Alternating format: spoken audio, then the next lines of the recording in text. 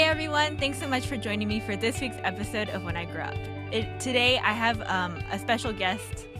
Well, he's special because I've known him for a really long time and we haven't talked in 10 years and now he's here. But he's always someone I've really respected, like in my younger years.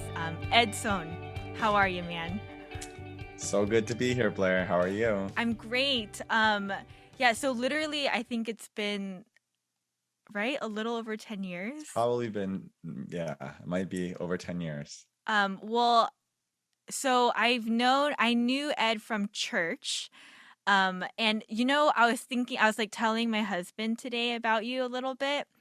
And I do you still do this? So what I remember most about you Uh-oh. is like you would give me these like questions, like what if questions.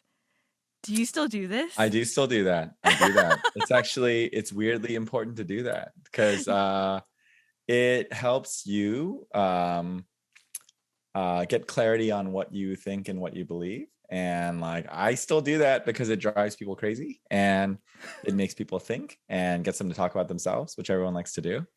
And also the lawyer in me, right? Like I used to be a practicing lawyer, really likes to challenge and litigate people all the time. So if it's like, what if this or that? And then if they choose this, I'm like, but what about that? And just kind of pick a debate because it's good for people to be able to state an opinion and then defend it. No, man. I remember because like no one's ever done that especially when I was younger. And you would prompt me with questions that afterwards, after I explained everything, because I realized too, like as I've gotten older, like I'm an external processor as well. So like Yes. sometimes I don't think about what I'm saying because it's just coming out as I'm thinking about it. But I remember doing that in some of the questions that you would give me and just realizing like, oh my gosh, do I really think that? You know what though? I'm also an external processor. So I appreciate that about you because your answers were always,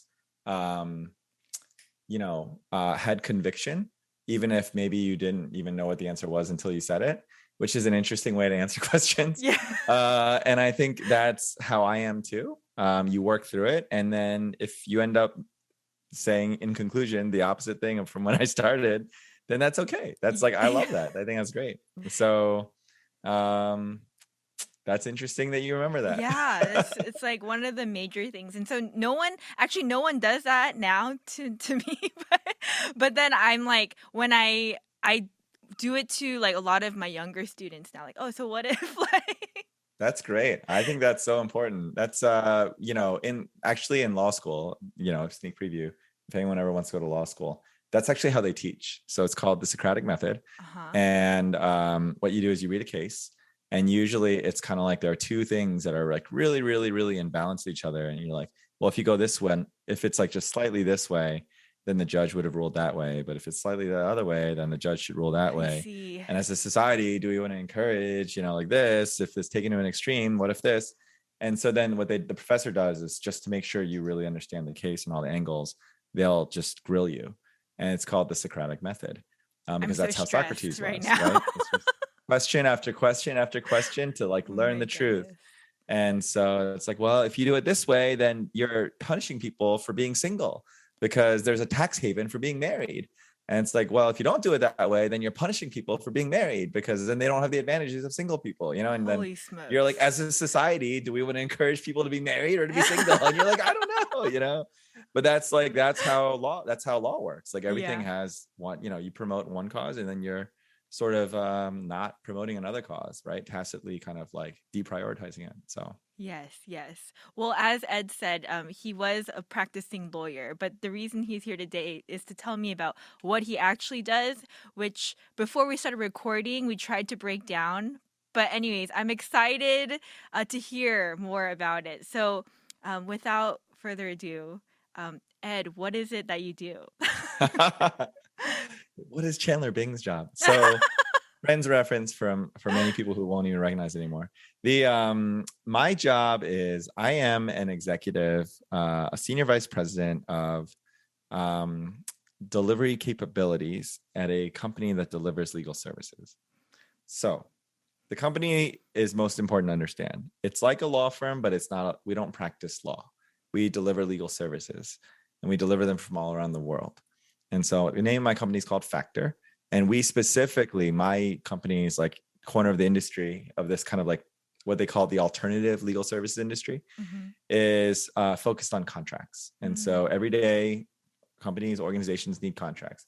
We need to get, we need to buy 1,000 pencils. We need to get 6 licenses to Salesforce or Canva or whatever. We need to sell our products in the market. Like we need to sell, we need to enter into a clinical trial agreement in order to get this clinical trial up and running at this pharmaceutical company so that somebody in Ohio can get like life-saving cancer, potential medicines.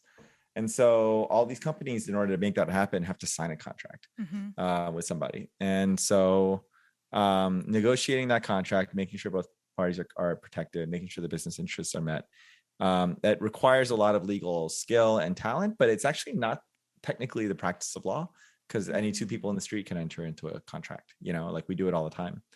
I give you $5 and you give me, like a Happy Meal or whatever. So like that's a contract. So we get really strong, smart legal talent from all around the world, mainly in Poland, in Northern Ireland, and in Chicago. And we put them into centers of excellence where we can kind of work as teams and coordinate process and use technology, which is a lot of stuff that lawyers don't do. And then we deliver contracts for businesses. We get, when they have a need and they need to paper the deal, we get the deal done. So that's what my company does. My job in that company, probably I've kind of already worn several hats inside of this company, but I report to the CEO. I'm in the senior management team, and my job is to oversee, my new job as of like just a couple of weeks ago, is to oversee all of the people in our centers. And so I'm not going to run our accounts and clients and stuff like that. That's sort of like in a client management, account management sort of structure.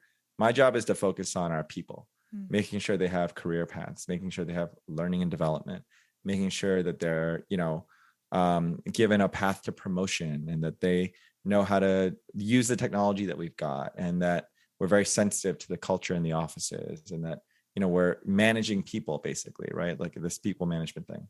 And so that reports into the leader of each one of those 3 sites. And then those sites will report into me. And then there's also a bunch of other talent stuff, like what we call employee experience. Like, what is it like to work at this company? What's your experience? What's the brand of the company? And how do we reinforce that starting from day 0 all the way to the last day that you work here? And then, a lot of stuff around just what are the skills like in our workforce? Like, we want to do really cool things for our clients. Sometimes they ask us to negotiate, like some cell tower agreements in Germany. Well, then we need German language speakers and contract negotiators and stuff like that. So that's really my job, is to focus on our people, their capacity, like how much availability they have to work, and their lives and their culture and their learning, as well as their capabilities, like what are their skills and how do we make sure those come together. So that's after a long career, as a lawyer, as a technology product leader, as an innovation leader, as a managed service leader. And now I'm in this kind of just business executive role at this legal services company. Okay, we're gonna have to backtrack just a little, but it was very, I understood everything, I think. Cool. That's a miracle. It only took me like 10 minutes to explain it all. No, it was so good. So guys, for those of you that don't know, I actually, to all my guests, I send kind of like an outline for my more type A guests that need kind of a guideline to what I'm going to talk about. And when I sent this to you, I literally thought this does not apply, because I will say that you are more seasoned in your career than most of my guests, right? So I feel like a lot of the questions I ask are like about school, what was the process and things like that. How are your LSATs, like things like that. But I'm happy to talk about all that stuff, by the way. Yeah. We should. Maybe this should be called like when I grew up, I was whatever, like what my past jobs were. Like, I'm happy to talk about that stuff too. Well, I want to hear actually about it, because it's actually, I know that you have been doing a lot of amazing things in the past too to get you where you are today. But yeah, so I all that to say, I know that you have been in the industry and doing different types of things in legal services for a very long time. But in particular with Factor, um, just so I have some clarity, maybe someone listening doesn't fully understand. Sure. Um, so say I'm a company Huh? and I need a contract That's right. with somebody else. Yep. I wouldn't make the contract myself. I would hire you Yep. per se, and then you would make the contract form. I would just tell you what I want to happen, and you would come Basically. up with the legal terms for it. Yeah, that's usually how it works. Exactly Okay. right. Now, like the kind of way that companies always did it was that they would have their own people make these contracts. Um, but what ended up happening was like it was always this weird afterthought. It was like, oh, okay, the business people agree, they shake hands, I'll give you this much, you give me that, I give you this, you do that, okay, deal, right? And then they're just like, okay, the lawyers will do it. And then the lawyers oftentimes were like the wrong people to do it because they do thousands of these transactions a year. And so then Mm. it was like, well, having a bunch of lawyers just doing this all the time, getting like fancy lawyers who are pretty expensive, like that doesn't really make sense. And then they got a bunch of like contract managers to do it. And really what companies decided was like, there's people who can do this better than us and faster Mm. and can kind of like scale up and down. Like, sometimes at the end of a business quarter, there's like a lot of deals. And so then they need actually like 50 people to do contracts. But then most of the time they only need like 10, so providing that scale to handle some of the spikes in their kind of Mm-hmm. demand.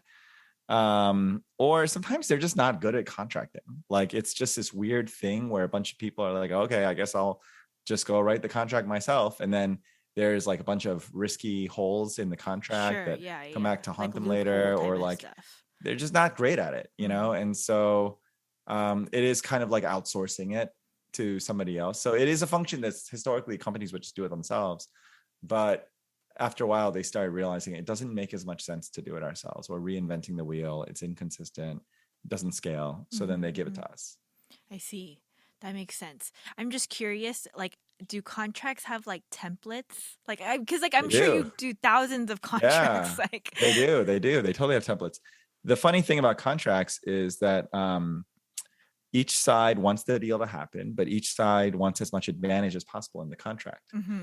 And so it's kind of like, why, you know, whenever anyone gets a job offer, a lot of times you negotiate that. Actually, you negotiate the offer, you negotiate the terms, how many days off you get, like your 401k, the job title, stuff like that. And you're just like, it would be so much easier if everything was just kind of like predetermined and you just Mm-hmm. sort of like, that's it. Everyone gets paid paid the same amount. You're 4 years out of college. This is what you get, the end. But like that's not how the world works, because Mm-hmm. some people are more valuable than others, and other people, like, the supply might be short, etc. So contracts are like really like living things. So there are templates, and the way we do it is we put some science into it, and we're like, this is your preferred position. You want to be paid 30 days after the delivery of services. Mm-hmm. But if knowing that the other party is going to be like, I want to wait longer to pay you because I want more flexibility, I'm going to say 60. A lot of times our templates will say your fallback position is 45, and Oh, that's also acceptable. And so we have kind of like a template with a bunch of like positions and fallback positions and stuff like that. I And see. so that we can negotiate through that and navigate it.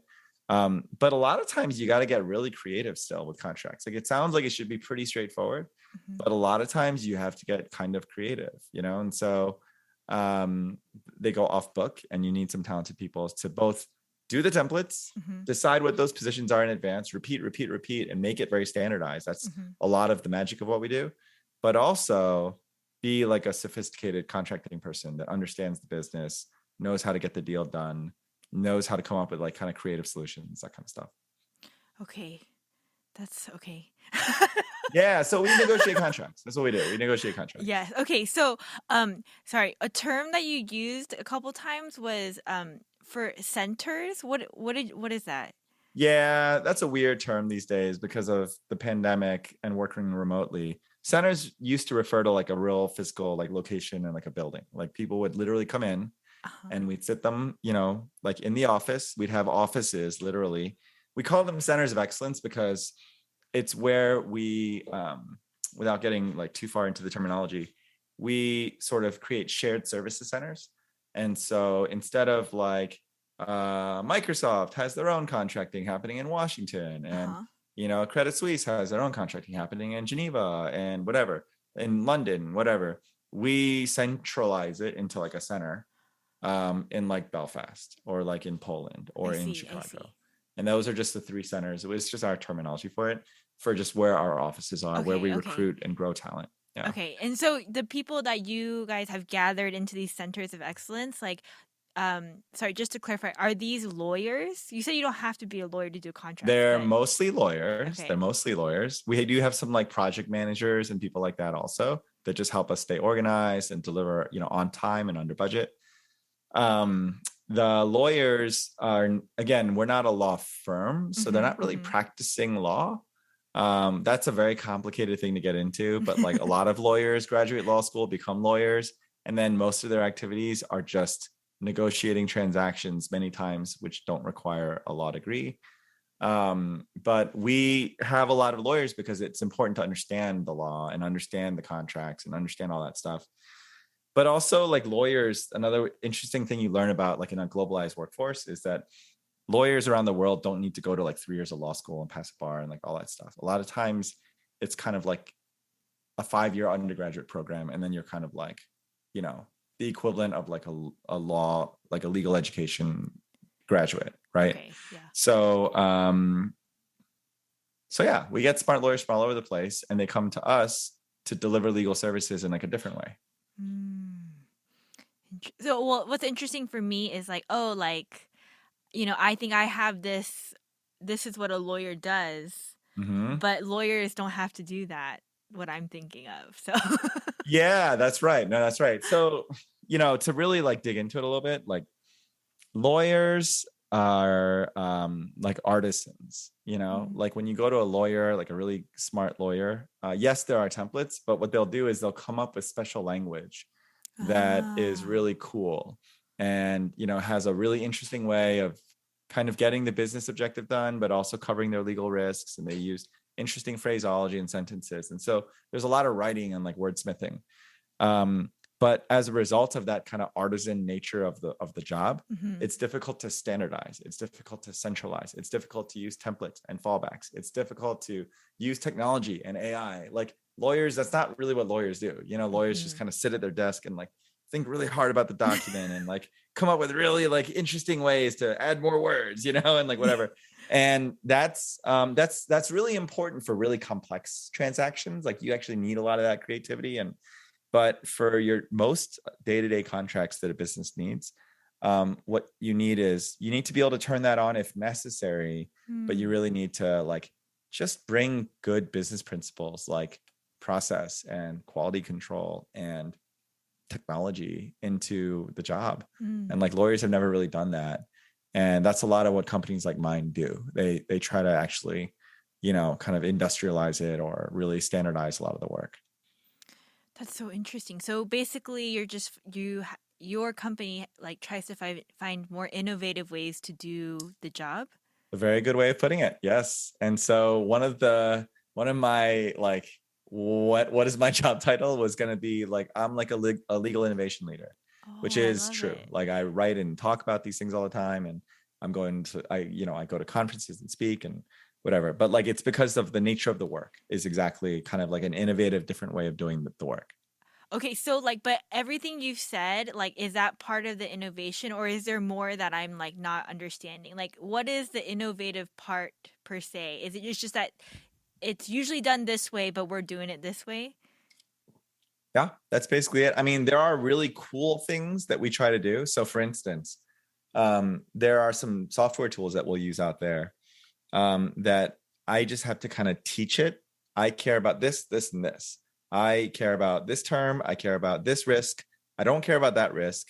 I need this language. And then you just teach the AI what to do. Uh-huh. And then the first time it gets a contract, because contracts, like you said, there's a template. Uh-huh. So let's say that you're a buyer and I'm a seller. Okay. Do you use my template as the first draft, or do you use your template as the first draft? If you use my template and I'm the, person doing the contracting, it's like first party. If I use your template, they call it third-party paper, right? It's like it wasn't written. So the paragraphs are like in a different order, and you have like different starting language and stuff, right? So what's your starting point? Whose template do you use? So this AI can read paper that is totally third party. Like it's not anything that it's familiar with. It's not like a red line. Like it doesn't just compare the words, but it can actually read the ideas inside the contract, even if it's using totally different language and a totally different order. And then it can look at what I taught it were like the right positions. And then it can actually go and make revisions automatically into your version and then just send it back to you and be like, hey, I don't agree with these things. Check this out. Now, there's limits to that technology. You need humans in the loop. You need people to operate, et cetera. But that's pretty cool. I mean, no, that's freaking fascinating. So if you have that AI on your side and I have it on my side, you literally might have negotiation going back between computers someday. Like that might just be what we do. That's insane. It's whack. There's so much stuff like that. Like people hear a lot about crypto and the blockchain. There's also self-executing contracts that like, because they're on the blockchain and because they're kind of handled in like this trustless way, like they're automated.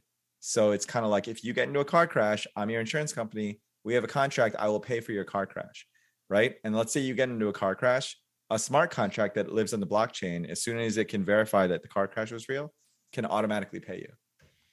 Like, oh my gosh, contracting has like a whole bright new future, and there's like all this cool stuff out there. But it's really also kind of like whatever. Like it's like most of it is just we need some paper that says that you agree to this and I agree to that, and you put it in writing and I put it in writing. If you break your promise, I can come sue you. If I break my promise, you can come sue me. That's mostly what contracts are about. But there's some really innovative things ahead. And our companies like ours, because we get so many of them and we centralize them, we can start to do cool stuff to it. Whereas like if you're just one company and you don't have that many contracts, then like the cool stuff sometimes is kind of like, it's like a sideshow. It's like not worth it because you don't have that many, right? So that's so fascinating. I'm like, yeah, there's cool stuff in this world. Yeah, it's really cool. Sorry, so just this little sidebar. You know what also comes to mind sometimes when I think about you from my past? Tell me. It's like they're like, you know, you used to have these like one-liners kind of. Oh yeah, aphorisms. and like something you used to say is like, when I have kids, they better not ask me anything because like technology will be so advanced that they're just gonna ask Google or whatever, like whatever. True. And that always like stuck with me for some reason. I don't know why. And by isn't the way, that the world we live in now? Isn't yeah, that like but our that's world? literally. And so I sometimes I think about you because I'm like, oh, remember when Ed used to say that to us about his own kids? I mean, my kids, they better not ask me anything anymore. You know, interesting follow-up on that sidebar is what I didn't take into account when I was thinking about that was that humans, especially children, they love to remember stuff. Yes. They love to remember stuff. Yes. It's actually really fun for them to like I remember Francis, my oldest, was watching like some stupid show on HBO, like Little Einsteins or something. And there's one episode where they end up in like having a little like kid party in like the Palace of Versailles in France. And he's like, Versailles. I was like, yeah. And he's like, Appa, didn't you go there like a long time ago? And I was like, what? How would you know that about me? Like, were you there? Like when I was like in 19 or whatever, I took my family vacation. And what I realized is like probably like half asleep when he was watching it some other time. I told him like, oh yeah, Appa went there once a long time ago. And I like went back to sleep and don't remember. But he remembered that scene when it came up was a place that I had personally been to. Amazing. So kids, I mean, you've got kids, like kids remember crazy things. So I assumed when I was younger that, you know, and I said those things to you, that people would just deprioritize remembering things because you can always ask Google. So why store knowledge in your memory when you can just store it in the internet? Like you don't ever need to know anything. You just have to look it up. But what I didn't account for was the fact that humans love remembering. And like memory is an unbelievably powerful thing, actually. We make narrative out of memory. We have memories of things that you can't Google. There are some things you cannot Google. Yeah. Like, you know, when you remember the sound like of a classical music song, it's very difficult to Google that. And you're like, how does that song go? Right. And then you're like, hey, Google, how does that song go? And then Google does not give you an answer. Do you know what I mean? Like you can't hum Mozart and then get Google to tell you which one it is, or like Google, what was that restaurant in San Francisco? Like it smelled kind of like this. And Google's not going to know, like, Yeah, based on your memory of that smell. that's so funny. Human memory is actually more powerful. And so people won't need to memorize things because they have to, like we did for all of human society until now. Yes. People will remember stuff because they want to. Like, humans love remembering things. Oh man, I knew this conversation was going to be so great with you. So crazy, right? But you learn these things when you have kids, though, right? Because then Yes, their brains are yes. all like wiped, their hard drives are It's all clean. They don't have anything in insane. there. Yeah. Like it's So so it's insane. amazing. Like I am in shock these days because like my 3-year-old too will say like the craziest and like most intellectual things that I'm like, oh, wow, like are we all born like this? Like did we mess up? Like you know what I mean? No, I Like know. like you know what I'm Yeah. saying? Like they're so smart. Like Yeah. Yeah. but It's anyways, it's amazing. back It's to amazing. your job. That's my job, whatever. Less amazing. But but so you said that you kind of have taken on a new position in the last couple of Yep. weeks of just kind of taking care of the people, which when you say Yes. it like that, I mean for me and what I know about you and just some of I guess what you've taught me when I was younger too, like is yeah, I feel like that job seems perfect for you. Like caring You about know the what? people. But That is I'm blessed for you to say that. That really means a lot to me. I was speaking to someone earlier today that I, consult frequently for kind of just reflecting on things and personal matters. And I was saying how this decision to kind of take this job made a lot of sense to me Mhm. because, and this is probably, if there's nothing else anyone remembers from this podcast, like this is the thing. This is like the only thing I have to offer that's actually worth anything. It's simple. Um, uh, there really is something that we can all do that we can feel good about the work. We can feel proud of it. We can feel like it contributes something to the world and advances like some positive thing in the world. Um, and is something that we love to do. And when you realize that that is, and hopefully something you're good at or can get good at, when you realize where those things intersect, you found, calling is like too strong of a word, but like you Mm. found a really profound sense of meaning in your Mm. work. And what ends up happening, the workplace is so important because it is the primary context of our life. It is where we spend 40, 50, 60, 70 hours of our lives, of our days and our nights, Yeah. for better or for worse, the always on culture, like whatever, like it is where it's our primary context. And so that means every job is sacred, right? If you're ever in a position where you can hire and fire people, you have to take that job with great gravity. You have to take that really seriously because every job is sacred. And every person has incredible potential that they can unlock. Like that's the truth of it. And so for me, that meaning is something I think I derive from people. I want to be a great leader of people, not like a great, like Alexander the Great, like, like historic leader of Yes. people, but I want to be a leader of people that has the hallmarks of great leadership, and I have been fortunate to work with some great leaders, and their shadow casts they cast a really long shadow over my life. Like there's a lot of things where, like, things that I say, mannerisms, the way I respond in very specific situations, have been somebody's investment into me. Yeah. And I probably was really slow and stupid to pick up on some of those lessons earlier in my life, and later on, like, really kind of came alive.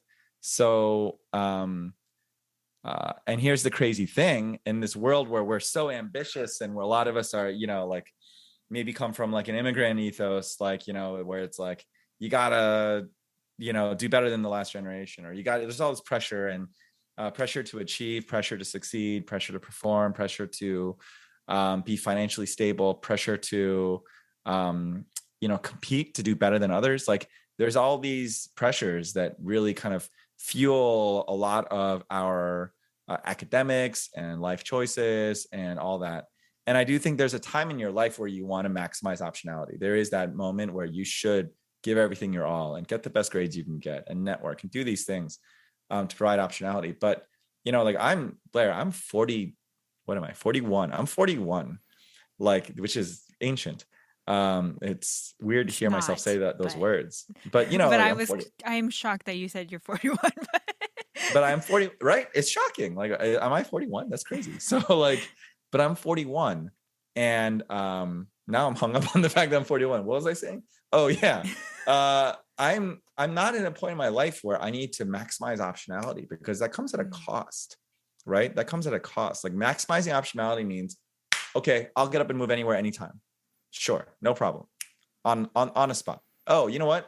I don't need to do anything with my weekend. I'm just gonna work all weekend, no matter what, anytime, all the time.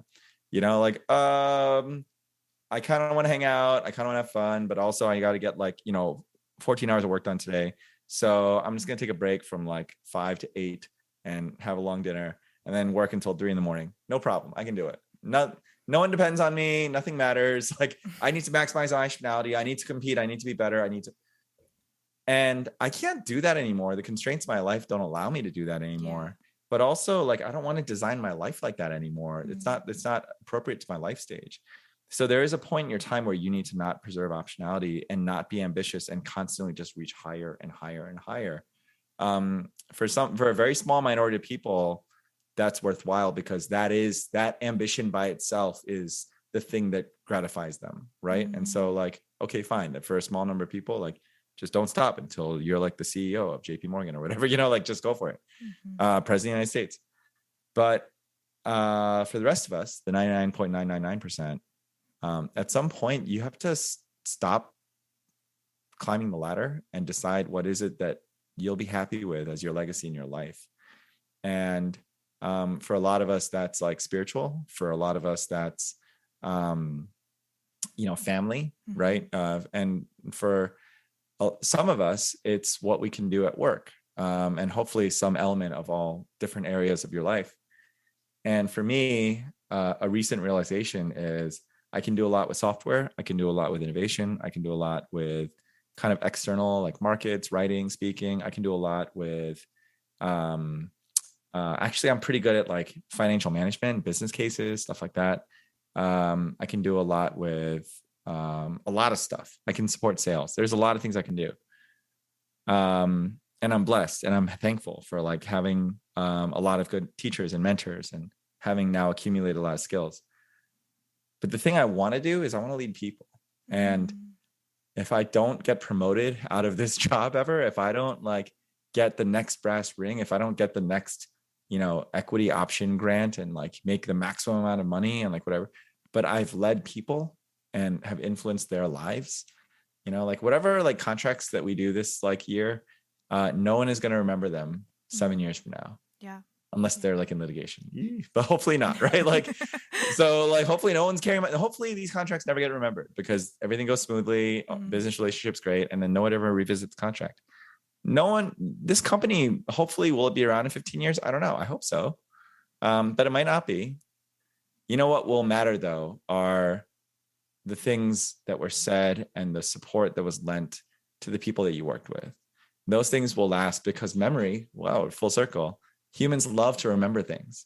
And what they'll remember is when they had a great boss. What they'll remember is like there's a really vulnerable moment where a workplace could have responded 2 different ways and they responded the right way. Yeah. You know, and they were supportive and they were accommodating and they were an environment that prioritized their values and put their people first. You know, like that's a thing, that's a memorable thing. And that will last way more than whatever it is that we get so stressed about these days. So for me, that's meaningful. And for me, I would commit myself to that. And if I got hit by a bus a year from now, like I'd feel like, man, I got to do this thing that I feel like I wanted to do, you know? Yeah.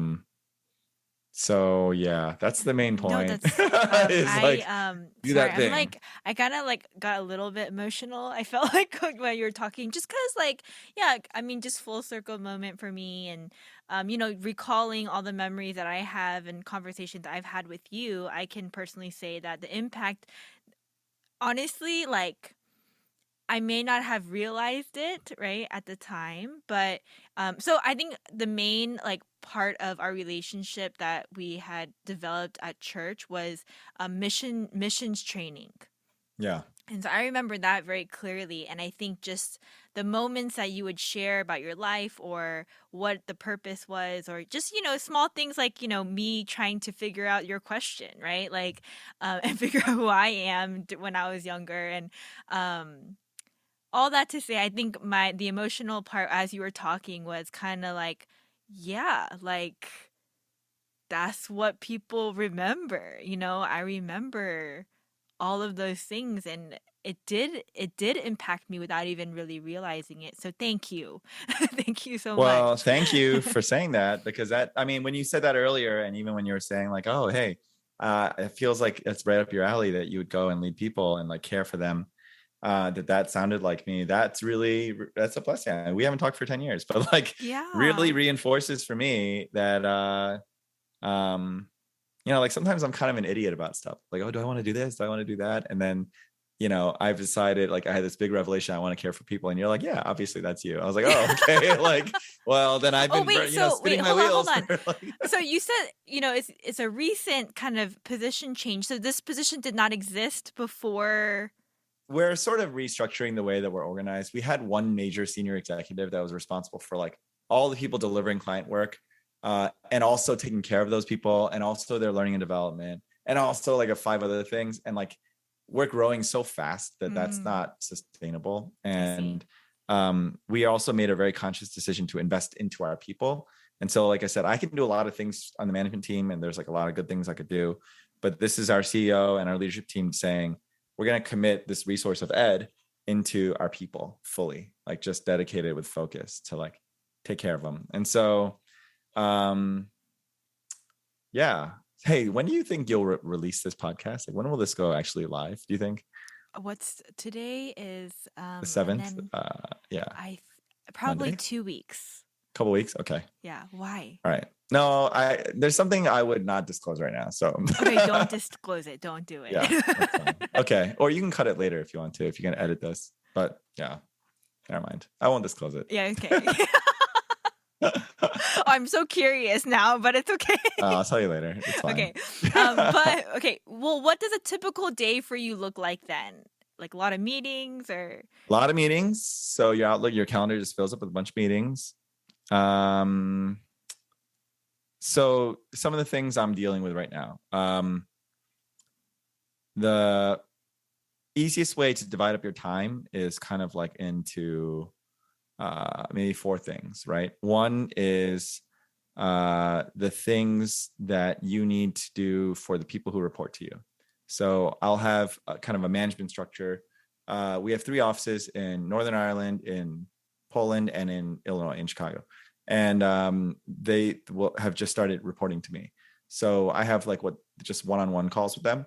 And every person deserves and is entitled to some amount of one-on-one time with their direct manager, at least like once a week. mm-hmm. So I make myself available. And this year I made a resolution to not bring an agenda to that call.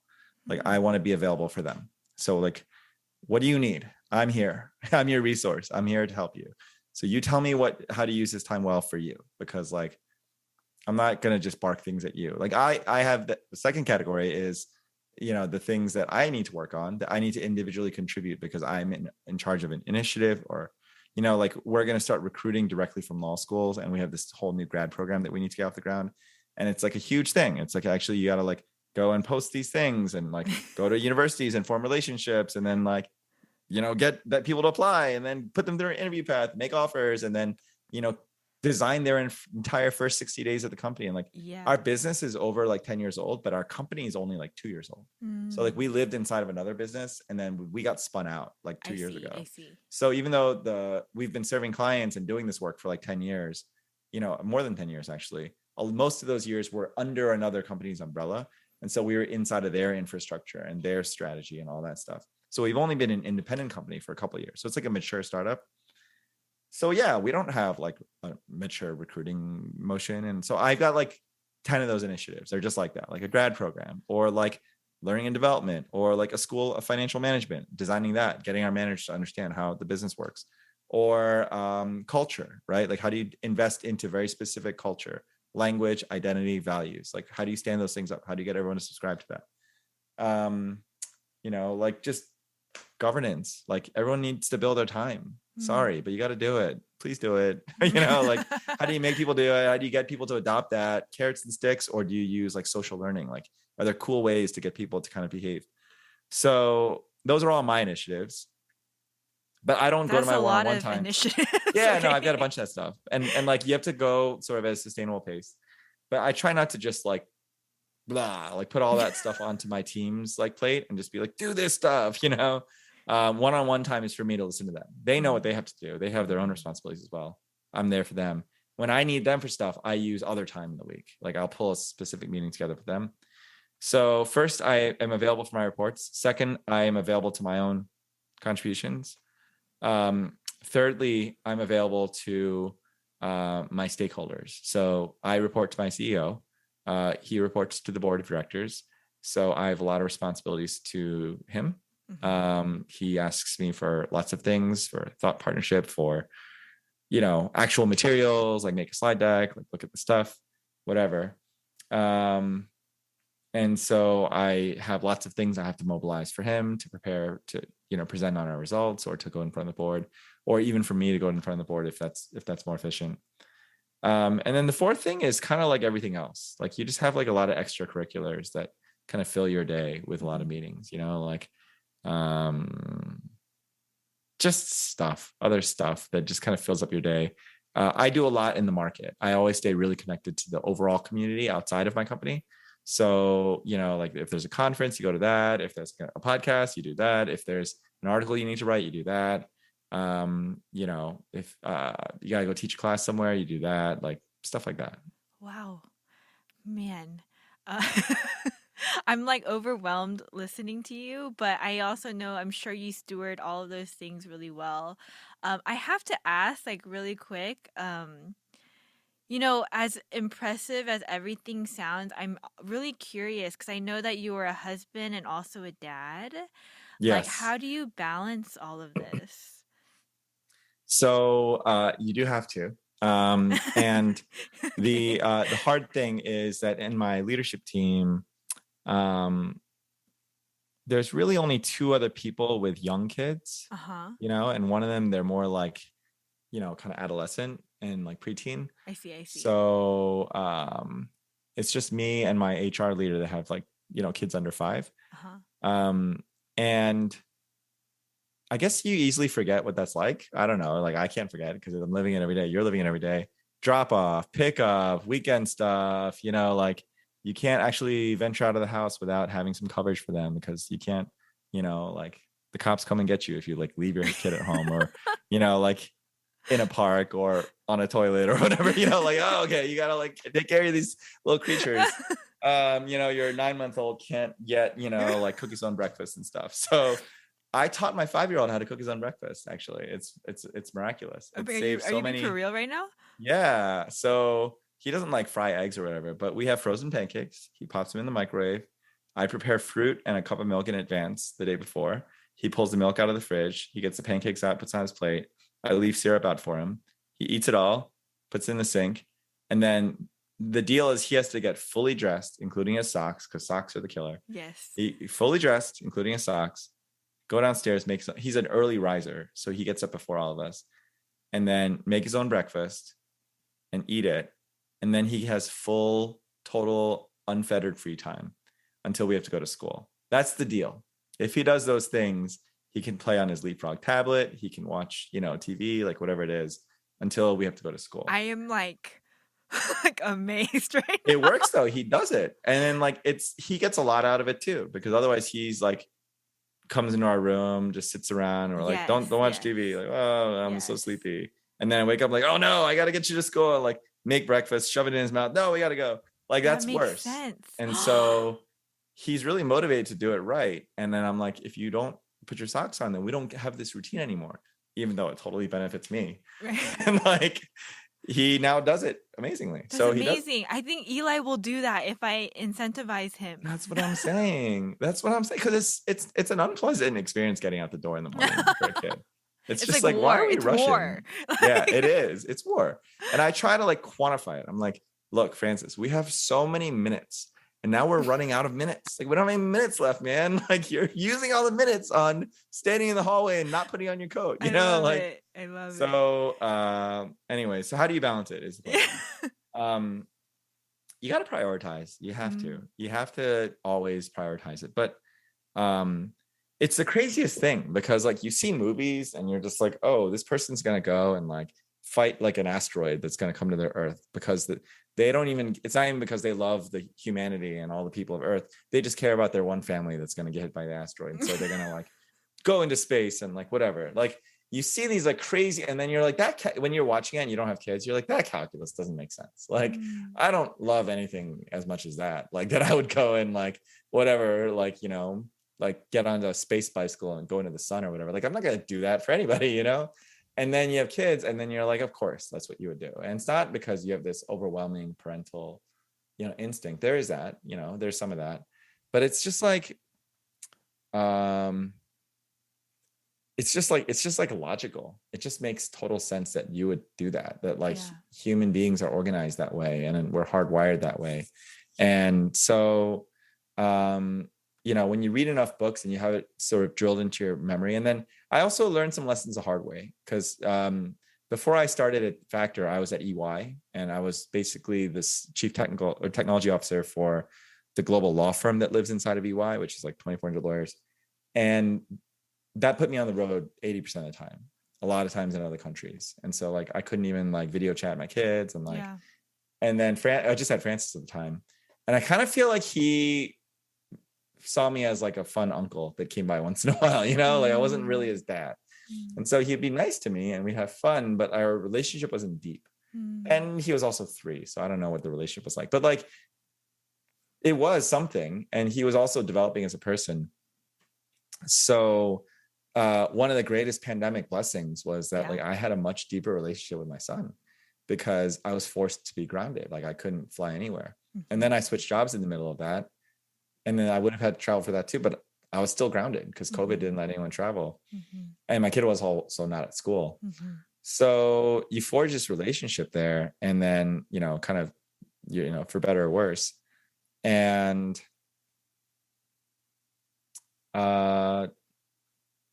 I don't know how to answer your question. Like, do you just love your kids? You love your spouse, like like. So you just love them, is what you're saying. Yeah, well, you love them not out of volition or obligation. You love them because you love them, and so then if you love them, like, it's like, man, Blair, with all the broccoli and Brussels sprouts you eat, like, how do you ever make time for chocolate?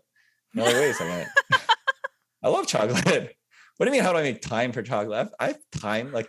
Oh man, how don't you get so full of like kale and cabbage salads and stuff?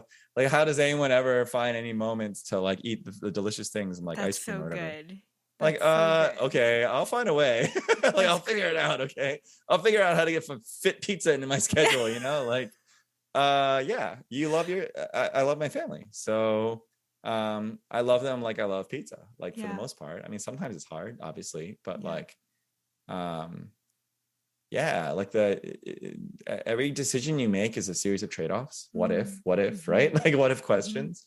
And so when you're on a flight at like 6 a.m. because you didn't want to fly out the night before because you want to tuck your kid in at night and you're bleary-eyed on the airplane, you're like, oh, this sucks. Like you're not really thinking to yourself, well, gosh, I just wish I could have gone out last night and missed my kid. Sure. Like you're not thinking that. That doesn't cross your mind because it's not like, well, sacrifice and, like do it. It's like, but I'm so glad I saw my kid last night. I'm so glad I saw my wife this morning, so like, you just do it. I don't know.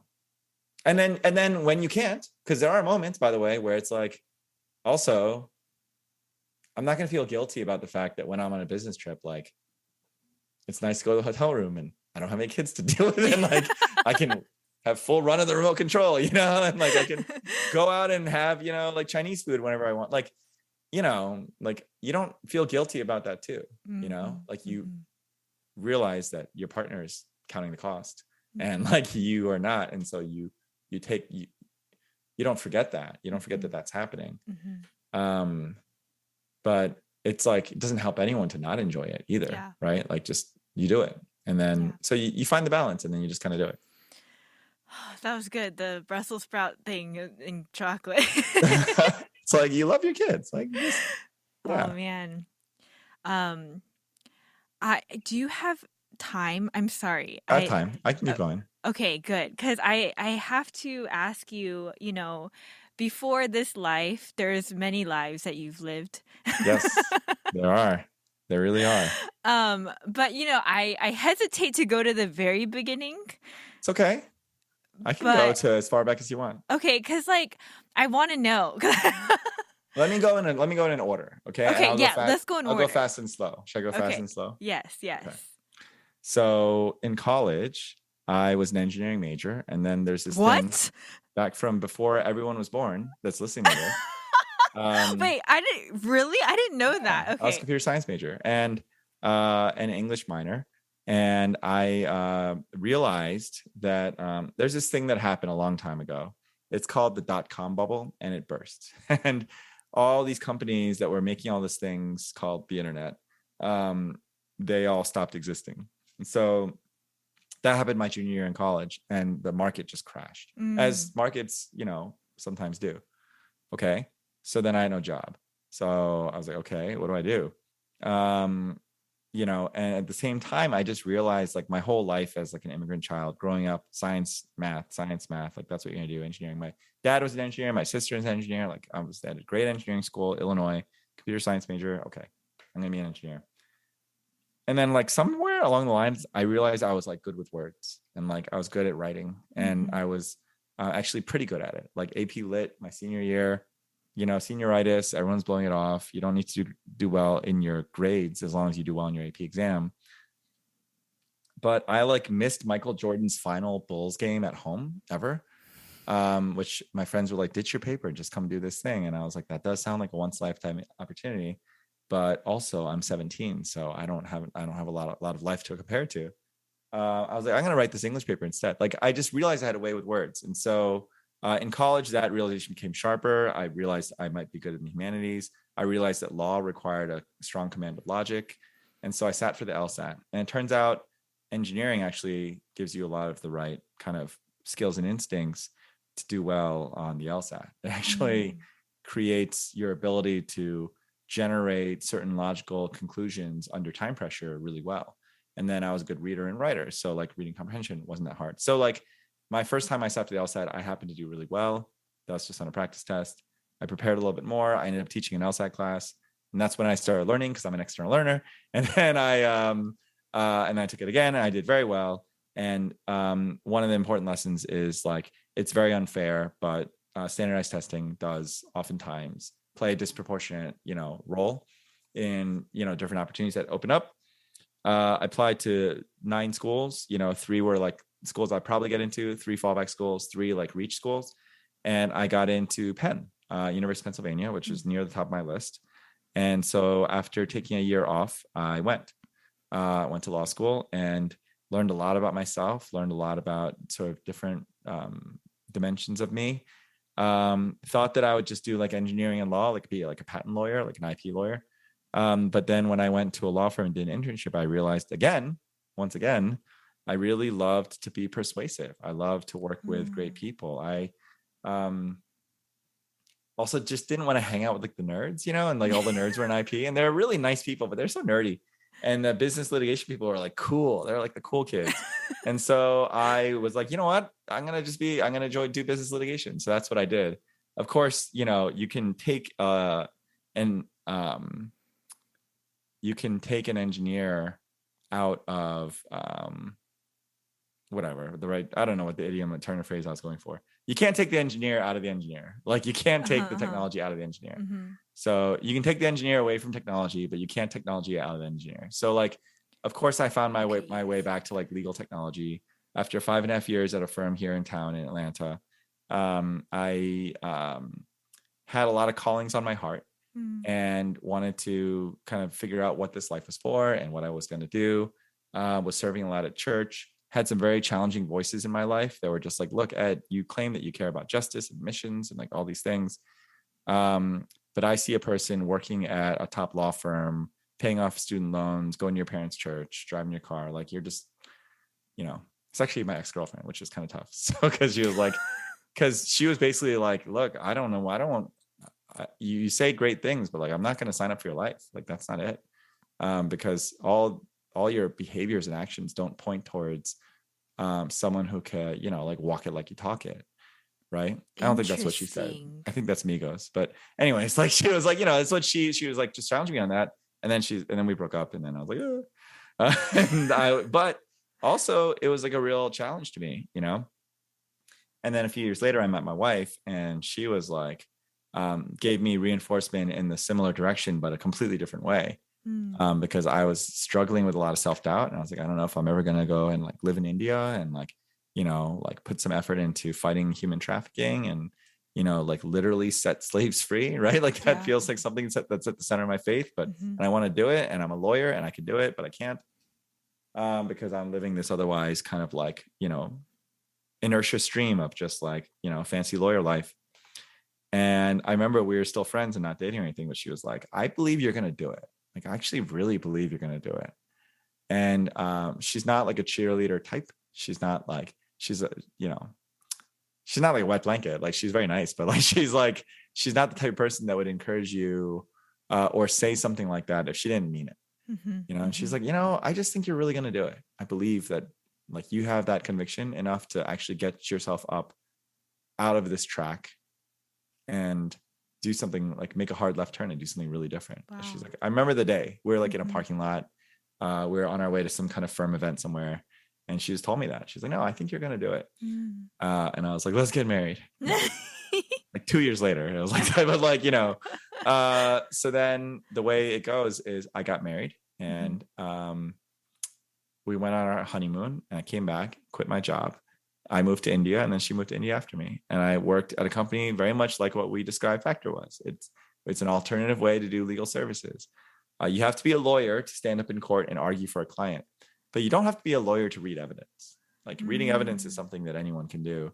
It helps if you have a really keen lawyer mind. And so that company at the time, they recruited really, really smart lawyers in India who were very familiar with a very similar kind of legal system, because it's all the same as the UK kind of common law system, and had an understanding of like, this is what's relevant, this is a secret, and this is nothing. Could categorize things, analyze evidence. And then that kind of catches me up. I feel like I did that for a while. I was in a very different place in my life. I, was working with an anti-trafficking organization called Justice Ventures International. After I'd done an internship with IJM in my law school years, I really got kind of bit with the bug. And I was just kind of volunteering and helping on the side, and I was a trustee for them. And I did whatever I could to kind of help people on the ground, worked together with the CEO and founder of that organization, and was blessed by just stories and mentorship, and invested with the local church there, all that stuff. And then moved back, climbed a corporate ladder, and came full circle to the fact that I want to really care about people. Yeah, that's amazing. Yeah. Hey, you know what? So the big secret is this. The thing I wasn't going to disclose, I'll just say it. But we are going to move out of the country again. No. Yeah. So we're probably going to do another expat assignment. Probably. I don't want to say it for certainty for the purpose of the podcast. But we're going to move to Northern Ireland, actually to Belfast, for about 1.5 to 2 years. Oh my goodness. Yeah. That's exciting. It is exciting. Holy smokes, exciting. That's so fun. And so okay, why? Because my passion in life is to care for our people. And nobody in our senior management team is near our people, like physically. So I have always been like, after we came back from India, like one of the things Mia and I learned about each other is like, if we ever start a family, or even just the two of us, we want to be the people to get up and say yes to go again. And not like out of some romantic, vision or calling, really because we have more to give, and we realized it was fun. Like we just enjoyed it. Yeah. You Yeah. know, like a lot of like, oh, you know, my kind of school of missiology and like Christian thinking was is now shaped into just go, like if you're okay living overseas, like if that's a thing you can do and like you think you enjoy it, and like not just traveling and being a tourist, but like you feel like you could live somewhere else, and you feel like you could be there and then like, you know, be Christian, like just be Christian. You don't have to go crazy and like, you know, like go into the jungles and like, you know, like hand out leaflets and, you know, end up on a spike. Like you don't have to do, you don't, it doesn't have to be as crazy as that. You just have to go somewhere and then just be a witness, man. Like just live your life and like just be true to your faith in some other place that's not here. And that will have an impact. Yeah. And there will be stories and you'll just see stuff that you never think you'd ever see. And that's something that happened for us in India. And the other thing is that in the United States and in a lot of the Western world, like, you know, that's not actually how most humans on this planet live. You know, like our life here is not how the rest of the world lives. And so something really important for us, for our family, was like, you know, people like Francis, who's 5, and Lewis, who's 10 months and doesn't know anything yet. We want them to see how the world lives. We want them to know how the rest of the world actually is, not our weird bubble that we live in here. Yeah. So not that Belfast is like some, I mean, it's, you know, it's still in the Western world. And, you know, a lot of it is just like, we want to hop on a plane and go to Paris and get croissants and come back, you know, like, it's like, for sure, like, it's going to be just fun too. But there is something to living internationally, and we always want to say yes. And you don't want to do it too late in life. Like you want your kids to have friends and like, you know, form a network, but before a certain age, like it's cool. Yeah. You know, they're very resilient, very adaptive. So I always said, like, my husband's gonna hear this podcast. My husband's gonna hear this podcast, and he's gonna be like, "Let's go." Ideas, like, yeah, you should have ideas. Are you down to live internationally, Blair? Me, I mean, it would take some time. So I'm coming around to. I mean, in my head, I'm like, okay, but then, like, but I. You know what you gotta do? You gotta talk to a lot of people who have done it. Yeah, I think. Well, it's funny because David's always had this idea in his head that he wants to live in Europe, like just for like a couple years. And then we recently talked to someone that was like, "I've done it. Do it. You'll love it." Yeah, and I'm like, totally. Oh my God. Yeah, just do it. Why would you not do it? Just do it. Like life is stop, short. Ed, stop. We have like what? If we all live to be 80, we have 4,000 weeks on Earth, right? Like, what are you gonna do with those weeks? What are you gonna do with like? No, you're so right, and like I hear you and my husband, like you guys would get along actually. I think, but, why don't you move to Northern Ireland? You can come hang out with us. Our kids can go to school together. Oh my God! Or you could move to like, you know, somewhere more adventurous, like Ukraine. Well, he grew up in Brazil, but we're not going back there right now. But yeah, Brazil would be interesting. Yeah, for sure. Oh man, I'm good. I mean, you probably won't get kidnapped like more than like once. OMG, like, Ed. Just the one time. That's fine. Well, okay. I gotta backtrack just a little bit because I want to know. I just went straight and didn't let you come in at all. No. It was great. It was great. That was exactly what I wanted, and I think I gained a lot from that. All of that. Just you talk about it so nonchalantly, like it's no big deal, but like all the things that you've accomplished is really exciting and truly, truly remarkable in my book. I don't know a lot of people like you, so but in India. Like even that, right? Like, oh yeah, we just moved to India, no big deal, right? And I went on missions to Calcutta. Yes. And I kind of have a vague recollection of that. You do? Like maybe I saw it on social or something. Oh my gosh, Ed, I was like, it was. Was it rough? I mean, I really loved the people, but it was a trip for sure. It was a big one, but if that's not clear, it was terrible. I was sick most of the time and it was not good. But anyways. No, that happens. Yeah, but what I wanted to ask was like, you know, you mentioned you were working with advanced. The nonprofit? Yes. Justice Ventures International. Oh, I'm sorry. Justice Ventures International. And you were doing you said just casually, you did some side stuff for them. Like, can you expand on that just a little bit? Like what that looked like? So, there's, I forget what the number is, like 38 million people in slavery today or whatever it is. Huge numbers. Many of them are in South Asia, and they're trafficked. That is illegal. It is not allowed. That's not a country. There's a long cultural history where there was some sort of, significant sort of inequality, wealth inequality that resulted from a system, related to caste that, Mm. enabled a lot of the kind of concentrated power to sort of dominate and basically own a lot of people through kind of debt slavery, right? Mm. So you get a loan for like 1,000 rupees, which is like, I don't know, uh, whatever, $27 or something. And to pay back, you have to pay back with work, live in the facility, etc. So you can Google human trafficking. There's a whole thing out there. A lot of people know about it. It was kind of new at the time, Mm. for us to really think about that as a real calling. That we're not just finding ways to care for people's needs physically and from a humanitarian perspective, or to care for people's needs spiritually from kind of a religious perspective, but to care for people who are both fed and had access to church, but were not free. And so, because of slavery, and we wanted to end slavery in this generation, which we hope is still possible. So there are organizations like International Justice Mission and also this other one that I was working with, Justice Ventures International, that really focused on a model that partnered with local NGOs on the ground to identify instances of human trafficking, to collect the necessary documentation that says like, are you staying here against your will? Were you paid in advance? Has Wow. the owner threatened you with physical violence or threats of physical violence? Are you in fear of your life, etc.? Are you making that less than the minimum wage? Like there's just like a number of things that kind of fulfill the legal definition of slavery. And they'd go and gather that documentation kind of undercover through communities, like whatever. And then once they had enough evidence gathered, you kind of call the cops, right? And then they get basically like the equivalent of like a warrant to come do a raid, set these people free.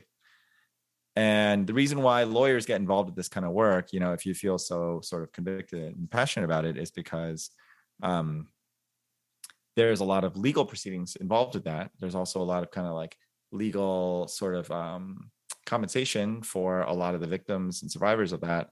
And then there's also Mm. accountability for the perpetrators of that. And so you have to you can help prosecute them in court so that they don't go and make, you set 30 slaves free, but if you don't really stop the slave owner, then you're just making 30 new people slaves because he'll go back and do it again. So you have to get, prosecute perpetrators, and hopefully the notion is create a system of actual enforcement of the laws that are on the books. And so that's what a lot of these organizations did. That's the way JVI was structured.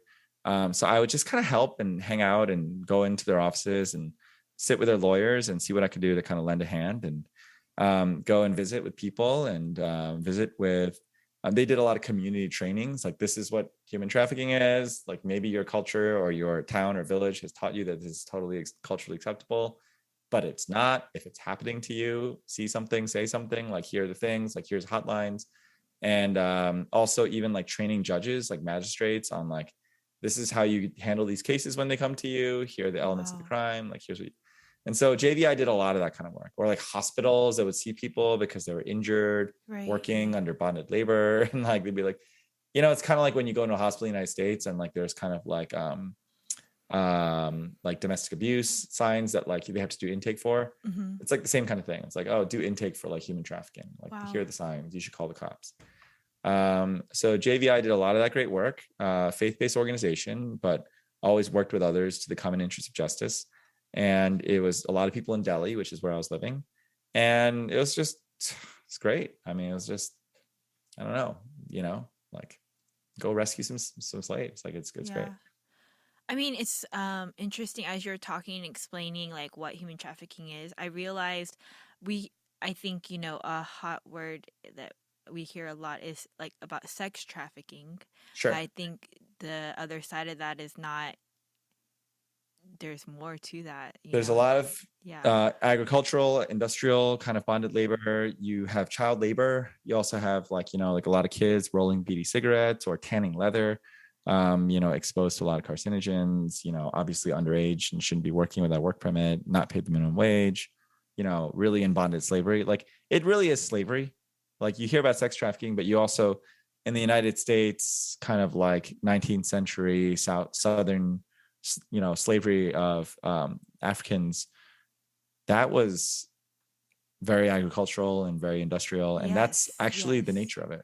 It's breaking rocks and quarries, it's making bricks from scratch, it's like stuff like that, like making bricks from it's That's like, it's like like that. Exodus. It's like I literal mean, slavery. like, I'm just, I'm just naive and sheltered, but it's just like insane to me that that still happens. It's nutso, it's bonkers bananas. But human trafficking is so lucrative because what are you going to buy a brick machine that breaks down all the time and pay like $10,000 for that? Or are you going to enslave a bunch of people for basically free?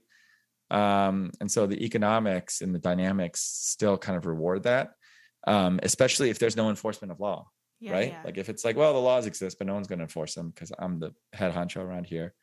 So you have to bring accountability to perpetrators. Like you got to actually do it. And I'm not on some mission to like demonize them and like destroy their lives and like anything like Mm, that. But you need rule of law at some level, you yeah, know? So, you know, yeah. yeah. I mean, thanks for That was sharing what that with initially me. drew me to India. Yeah. What'd you say? No, that's what initially drew me to India, was like to go and kind of participate in that work. I see. The legal outsourcing stuff was just like kind of the door that opened. It was the I door that see. I see.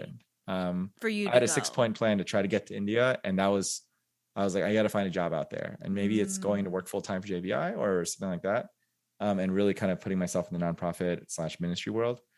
But I was looking for any way I could just get out there, and then that door opened, that's and awesome.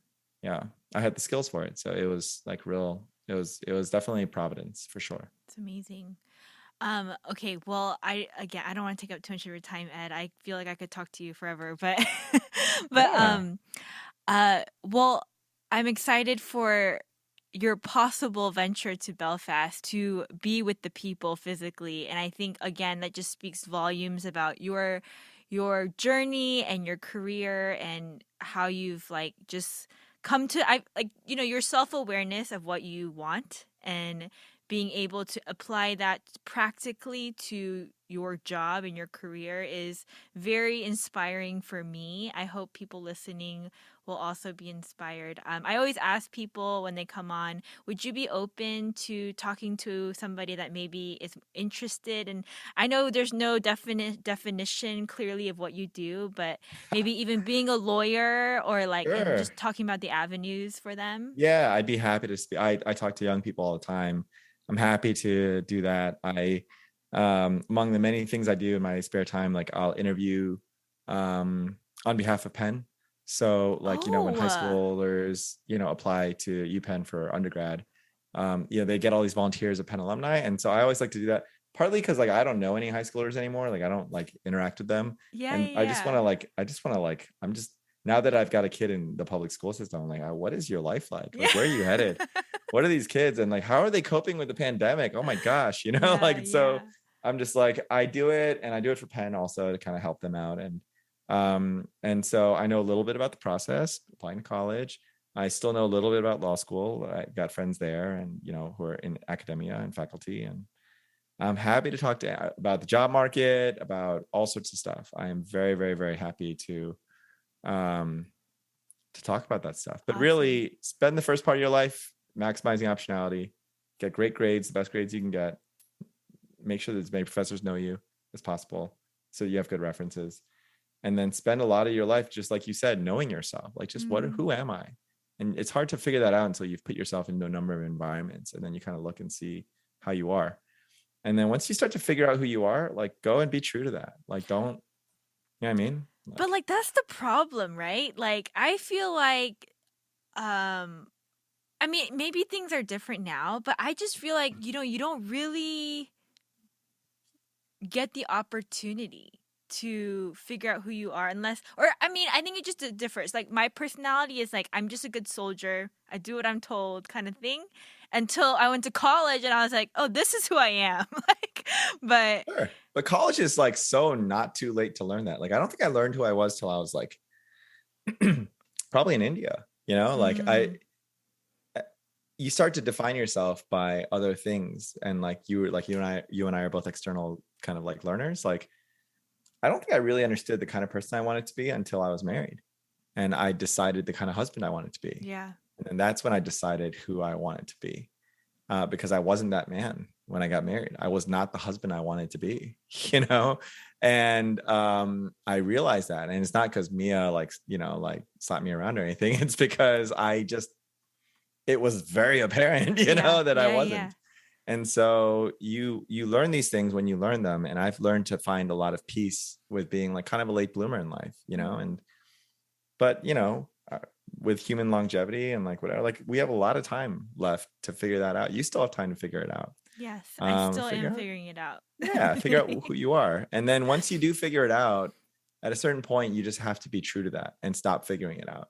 You know, just be like, when I grow up is the name of your, it's like when you're 41, you can't be like when I grow up. Like you got to be like, you can still have dreams, you can still have aspirations, you can make left turns, you can start a second career. There's lots of possibilities. But at minimum, you should know yourself, like invest in your self-awareness and like have good friends and partners and people in your life that can tell you who you are.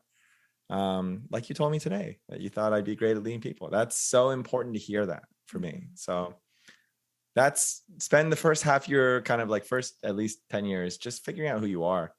And then once you figure it out, like life is short. Just go do that. Go do that thing, you know? For sure.